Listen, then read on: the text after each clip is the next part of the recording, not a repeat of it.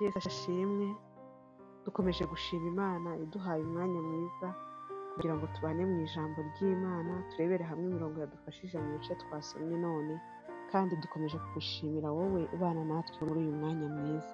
Yesu aguhe umugisha, ntugacogore, ahubwo urushaho kugira umwete wo kuba mu ijambo ry'Imana, bizagufasha, bizubaka ubugingo bwawe, Imana ikwambika imbaraga.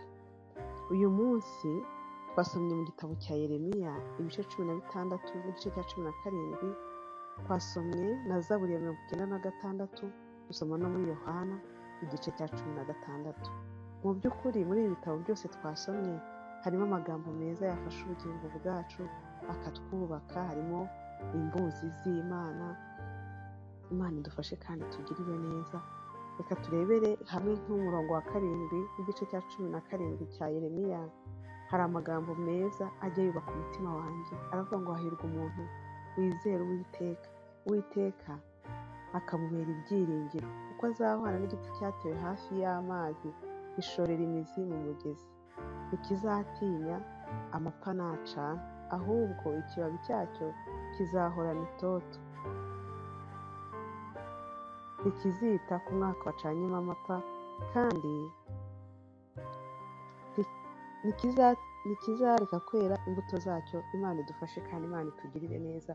Ni amagambo meza agaragaza ibyiza byo kwiringira Imana no kwizera Imana.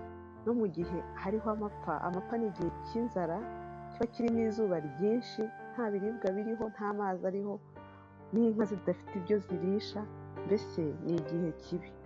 Ariko no mu gihe kimeze gutyo, mu buzima bw'umukristo wizera kandi akiringira Imana, ntacyo bizamutwara. Ntabwo azita ku mwaka wacanyemo amapfa, ahubwo ibibabi by'icyo giti bizajya itoto. Ahubwo umuntu azajya amureba, amubonana umunezero n'amahoro bitangaje bituruka mu kwiringira Imana no kuyizera. Ni umurongo udushishikariza kwizera no kwiringira Imana.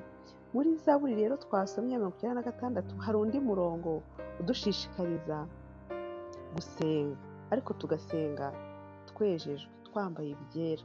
Ni umurongo wa 9, uravuga ngo musenge Uwiteka mwambaye ibyera, mwaba ari mu isi mwese,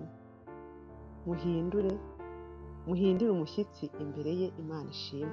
Dukwiye kumenya ko Imana ari iyera, natwe dukwiye kuyisenga twera, twejejwe, tugaragarira muri Kristo Yesu. Twahawe amaraso ya Yesu adutunganya akatweza. Ni byiza ko tumenya agaciro k'ayo maraso, kuko aduhindura abera, Imana ishimwe.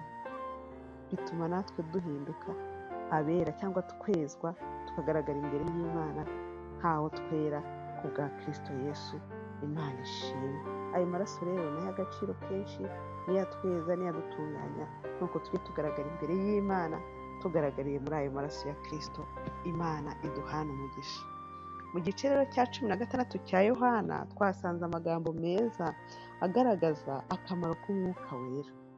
Yesu yenda kubambwa, yenda gusubira mu ijuru, yasize abibwiye abigishwa be, arabihererana nk'uko bahoraga baganira, arabaganiriza, ababwira ko ari byiza yuko agenda, kuko azaboherereza umufasha. Imana ishimwe ko Yesu atajya adusiga, atajya aduhana, ahubwo ahorana natwe ibihe byose. Bari bamumenyereye nyine babana mu buryo buri physique, muri naturel, ariko ubu ngubu yari abasezeye ababwira ati hari igihe muzaba mutambona, ariko ni byiza ko ngenda, kuko nzaboherereza umufasha. Yaravuga ati ndacyafite ibyo kubabwira, ariko ubu ntimubasha kubyumva, mwabyihanganira, ariko nk'uko ukuri naza azabayobora mu kuri kose. Imana ishimwe. Ese wowe wahawe umwuka wera? Umumaro w'umwuka wera mu buzima bwawe, ushishikare gusaba umwuka wera, winginga Imana, wuzure umwuka wera. Azakuyobora mu kuri kose, azakubwira ibigenda kubaho, azakwibutsa ibyo Kristo yavuze, kandi uwo mwuka azatsinda ab'isi, abemeza iby'ibyaha. Dukeneye umwuka wera mu gihe gisa n'iki ngiki, igihe kigoye, igihe gikomeye, ariko wuzure umwuka wera mu izina rya Yesu, akuyobore mu kuri kose. Ndasabye ngo twuzure umwuka wera mu gihe gisa n'iki. Amen.